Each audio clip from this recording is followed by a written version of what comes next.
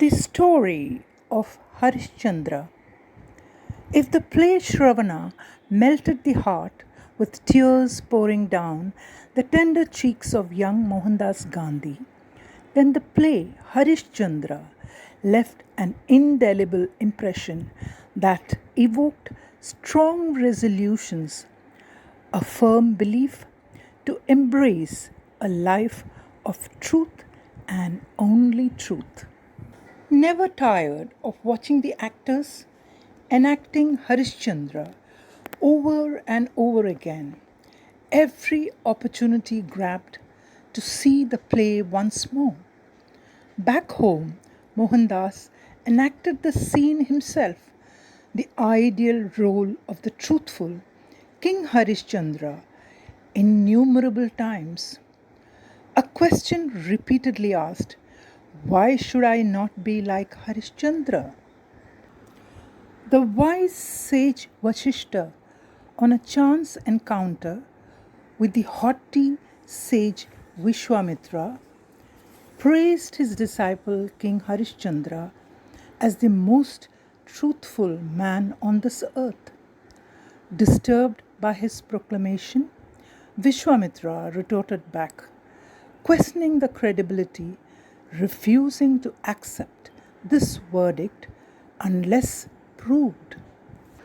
To test King Harishchandra of his adherence to truth, the shrewd Vishwamitra appeared in the guise of a poor Brahmin, requesting him for two boons. The generous King Harishchandra agreed to his demand, never imagining that he had to give up the whole kingdom and his entire wealth. A man of his word, Harishchandra sacrificed everything, left for the forest with his faithful wife and young son. The greedy Brahmin, following the king, demanded his second boon, 1.5 bushels of gold coins. What a monstrous test, so terrible! Though the king was penniless, promised to get him his gold too. In search of work, King Harishchandra travelled to Kashi, exhausted, poverty stricken, alas, forced to sell himself, his wife, and child as slaves, toiling hard day in and day out as bonded labourers under the watchful eye of a wicked merchant. The days went from bad to worse as Harishchandra was appointed to manage a crematorium. On an ill-fated day, Harishchandra was devastated to see his heartbroken wife entering the burial ground carrying in her tender hands the dead body of their beloved son. Can life play such an atrocious game? The son, bitten by a poisonous snake, lay dead, while the desperate parents grieved no end of their bitter life and a punishment so severe.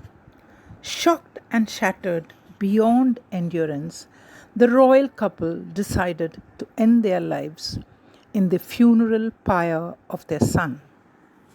Just as they lighted the pyre, the gods who watched the heartrending scene rushed down to earth to douse the fire and showered their blessings on this virtuous family. Tears of joy poured down the eyes of Harishchandra and his wife when their dead son, the little prince, was brought back to life. Gods sang in praise of Harishchandra as the most honest and truthful man ever. Sage Vishwamitra, fully convinced, endorsed King Harishchandra as an epitome of truth. Harishchandra got back all that he lost: his wife, his child, his kingdom, and wealth, and lived happily ever after. In spite of extreme suffering and intense pain, the king held on to truth and nothing but the truth.